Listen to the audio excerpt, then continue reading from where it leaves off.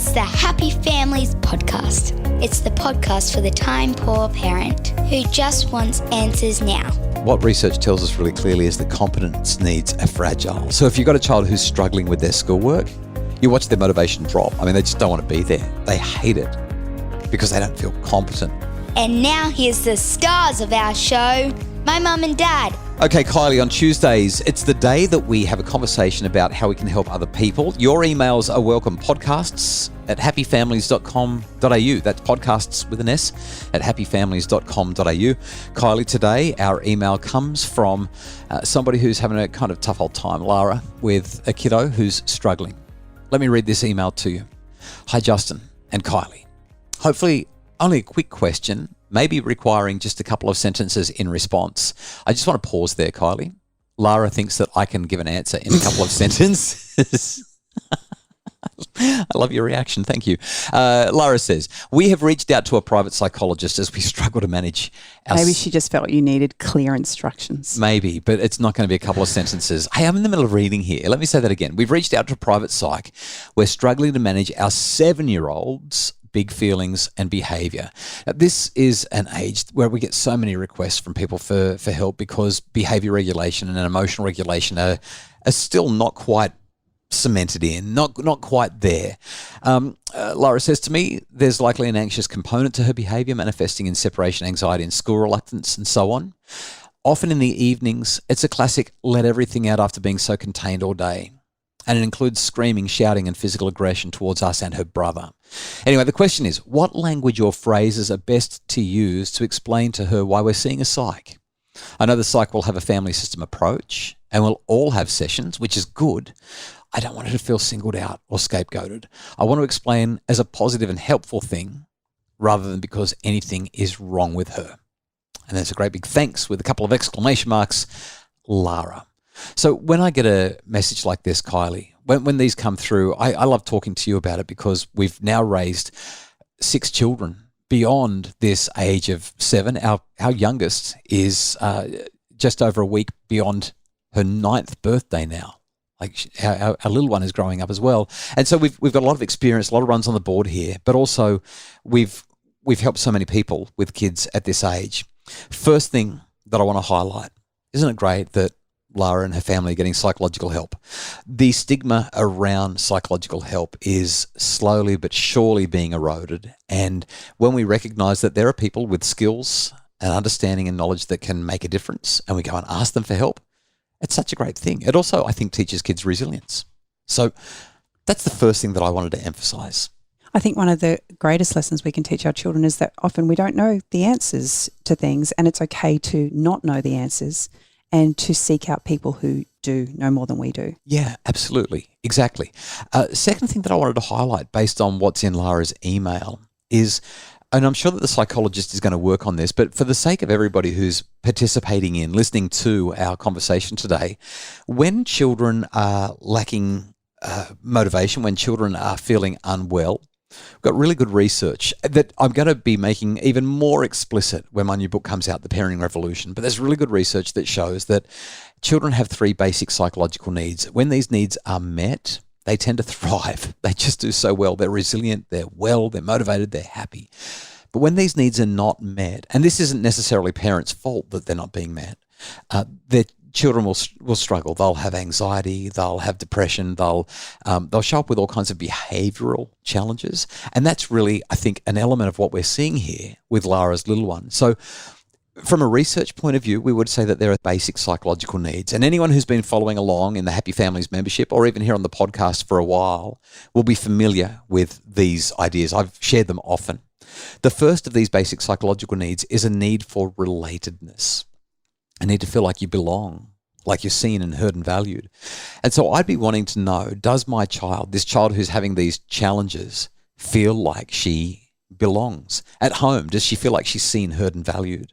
With her siblings, with us as parents, do we take the time to really connect?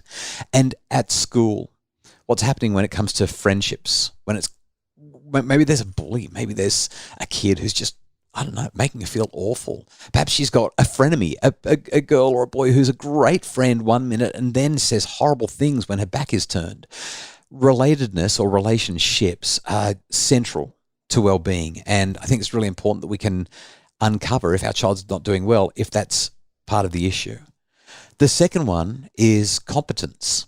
This is the feeling that I can do stuff. And what research tells us really clearly is that competence needs are fragile. So if you've got a child who's struggling with their schoolwork, you watch their motivation drop. I mean, they just don't want to be there. They hate it because they don't feel competent. And similarly, I guess if it's boring, they're overcompetent, that doesn't feel great either. And the last one is autonomy.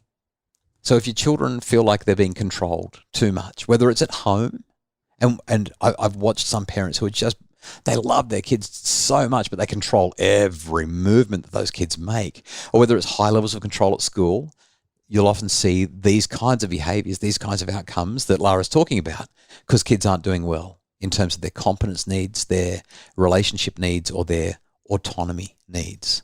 So I think that's the second big thing that I would want to emphasise. What's number 3? This is something that you and I have really practiced, like really intentionally practiced lately. When our kids are upset, what's our standard line now?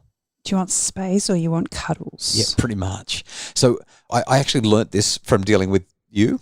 Can I say that without getting in trouble? If you were having a bad day, I told you I've given you lots of practice. You have lots and lots of practice. And so if you were having a bad day, I learned, it took me about 20 years to learn this, but I learned that the best thing that I could do if you were not in a good mood was not try to fix it, but instead I would come up to you and say, do you want some space or do you want me to be close to you?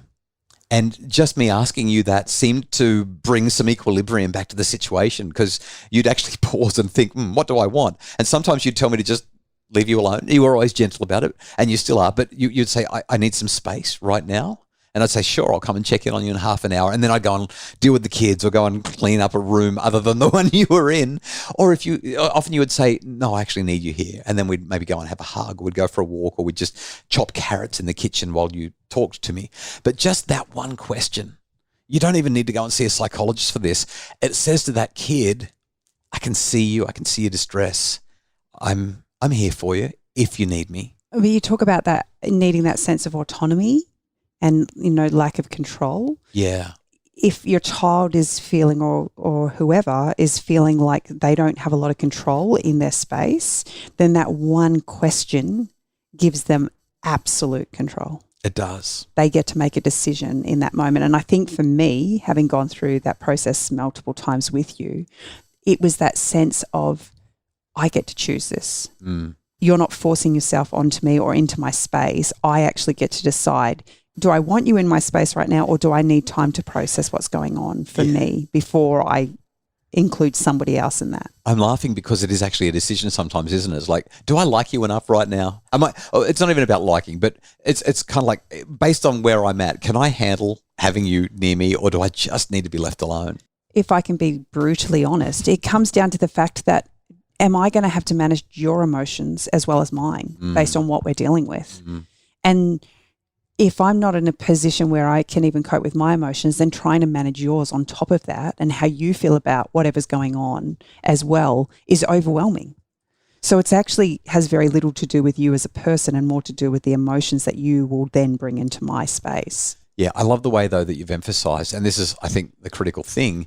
It's such a great way to respect your child's autonomy. You're basically saying, where are you up to? I'm here to support you. I'm not here to tell you how to feel. I'm not here to fix things. I'm here if you want me. And I guess that's the other thing. When you then choose to say, I want you to stay with me, you then open yourself up to my presence and a conversation with me.